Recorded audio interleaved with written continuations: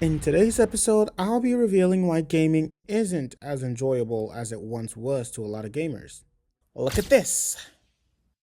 And look at that. It gets even worse. Trust me, we'll get there. But before we get there, take a look at my chest hair. I swear I'm not high. Yes, gaming is our favorite pastime. You and I both. The gaming industry is absolutely one of the most massive and lucrative, but what if I told you that you weren't crazy and gaming truly has taken a left turn, or left turns, in recent years? And where better to start than berating the recent hyperfixation on live service games? Ta-da! Now the big question is, what is a live service game? It's thievery draped in a cloak of chivalry. A live service game is basically a game designed to keep people playing for as long as possible, in hopes that those players will pay for microtransactions. Basically online games with regularly updated content. You know, games like Fortnite, Apex Legends, Bleach Brave Souls if you're a f***ing dork. They're usually free to play games most of the time. So the keeping the players playing for as long as possible part is usually accomplished by making the game as engaging as possible. Now note that I said engaging, not fun. There's a difference. Chasing my dog down the street is extremely engaging because there's a big incentive for me to do so. I don't want my dog to f***ing die. Now, is it fun? I'm lying, I don't even have a dog. But what I'm saying is, a game being engaging just means that it has the ability to keep bringing back the players for more, even if it mostly frustrates them. It completely embodies the toxic relationship my friends have with FIFA. The most common way live service games keep users engaged is by making them feel like they're losing out on something by not coming back to play the game regularly. Hey pal, why don't you log in every day and get 10 million coins each time you do so? I don't want your worthless meme coins. Wait, this one's my favorite. Play our limited time only event just for today and earn even more worthless meme coins. There's a new challenge available each day. What exactly makes today's challenge more limited? I'm telling you, I'll expose even more of these gaming industry L's later in this episode. This whole process eventually makes it harder for some players, bozos, to quit coming back to the game just because at a certain point they start to feel like they've already invested so much time into the game and they've already gotten so much points and bonuses that it'll be a waste to stop coming back to the game and not use said points and bonuses. Whole time, the actual game is f***ing shit! You can stop! You're not gonna die! They intentionally keep giving you these daily login bonuses like XP boosts or in-game items for free. They're all just worthless shitcoins that all but give you a false sense of progression for coming back. And honestly, it's pretty genius. At least from a business standpoint. From the consumer standpoint, I think it's kind of shitty. But hey, what do I know? I still like to dip my bread in tea. And eat it. Look, at the end of the day, I'm just yapping inconsequentially again. Because these shady practices are exactly what drive in the big paydays for these companies, and no one cares what this guy with 700 subs has to say about it. So, if you want to make my yappings a little bit less inconsequential, please subscribe, like my video, and talk to me in the comments so YouTube can push my content onto more people. Thank you, and I love you, Bubba. As I said, the games manipulate you into having a false sense of reward, with said reward being something everyone else is also given for free. And at that point, is it really valuable? Is it really a reward if everybody has it? And then they offer microtransactions that allow players to maybe speed up their progress in the game in order to psychologically screw them into spending real money by forcing players to have their characters at a certain level before they can advance in the game, or by introducing difficult missions that push players into corners where they feel like they have to buy stronger equipment or pay real money for more XP in order to beat these missions. Sometimes they also just make in-game items really expensive to unlock and hope that players just throw in actual money and unlock them instantly instead. It's a whole scheme, goddammit! They also very cleverly implement all of these microtransactions into their UI and presentation for the game. They do it in such a way that at every point in the game, you are constantly being told that you can always pay to win.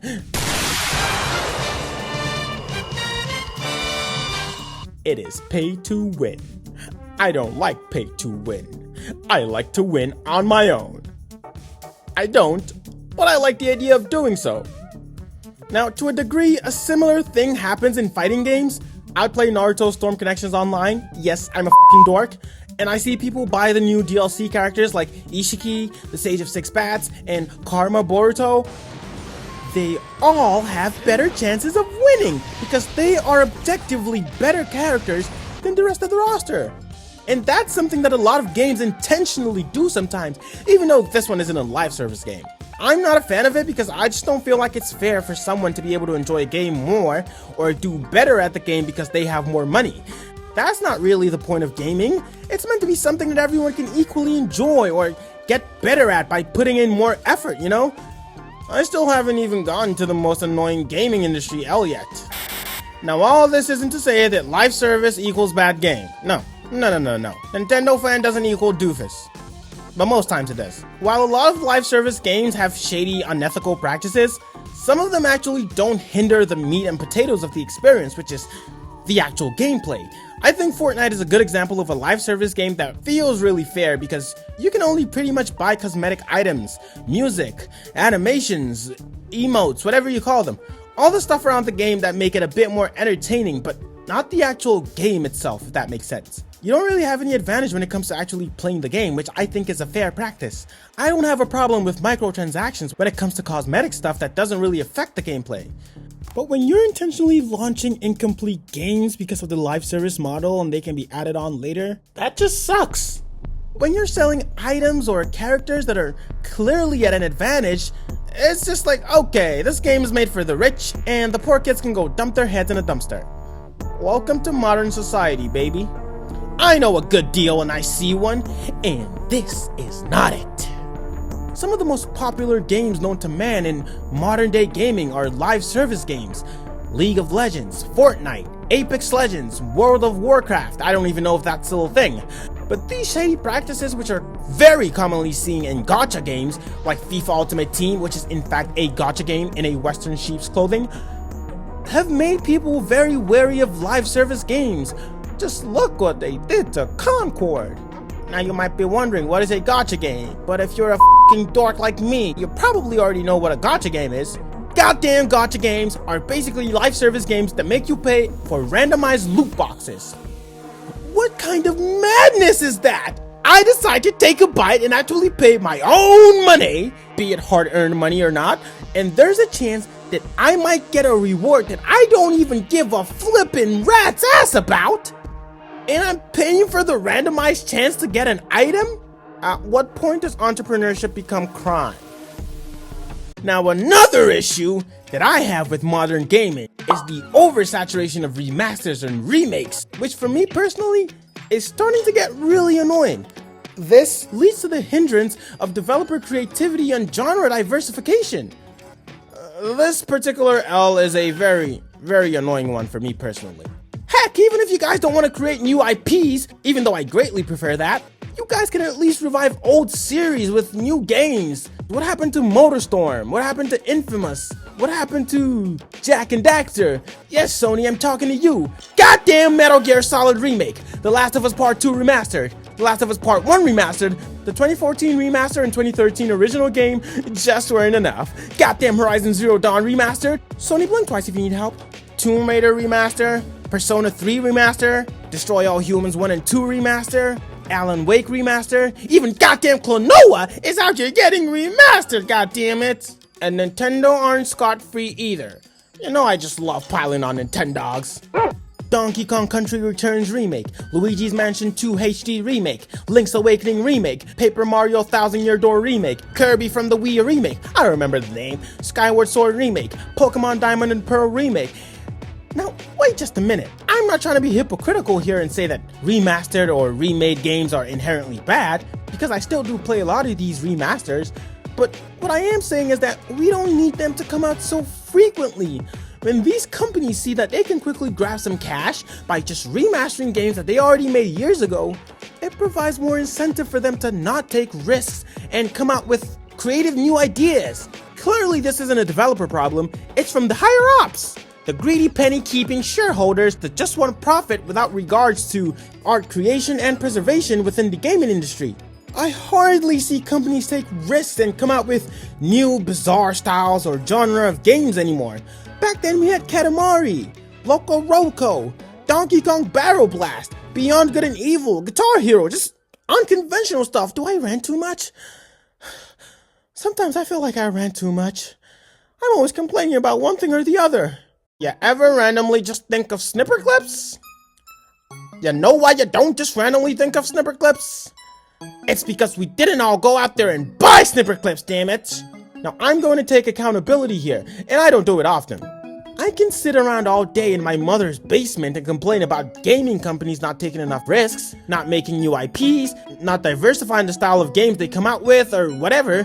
But the truth in all of this is that if we, the consumers, don't go out there and buy these risky, creative new games whenever they come out, the companies will keep playing it safe because at the end of the day, they are running a business. So if they feel like people don't want to go out and buy the new stuff, they stick to the old stuff. And when they stick to the old stuff, we get slop.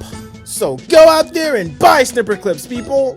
If you ask me, I'd say companies need to trust the ideas that their beloved developers can come up with a bit more. And they need to invest in those ideas in order to give them the polish and quality control needed to properly win the consumers over with those new creative ideas. Most times when I see a game with an interesting new idea or twist, it's usually not the biggest budget game out there, and that's not a coincidence because, like I said, the greedy penny-keeping shareholders don't want to lose money. We hardly even see big budget 3D platformers anymore. And 3D platformers are the best games to ever exist! I have a friend who's been constantly complaining to me about the recent lack of new 3D platformers. Big 3? Please do something before my friend dies. Nowadays, most of the big budget AAA games are usually these movie-like, super cinematic, story-based games. So I'm looking at you again, Sony.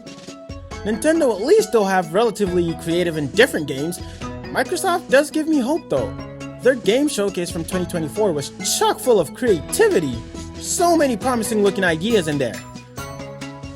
And I do want to commend Astrobot and more specifically It Takes Two for recently proving to many people in the general public that there's still a huge place for non-cinematic games in the industry. It Takes Two developer Hazelight Studios are coming out with another couch co-op banger.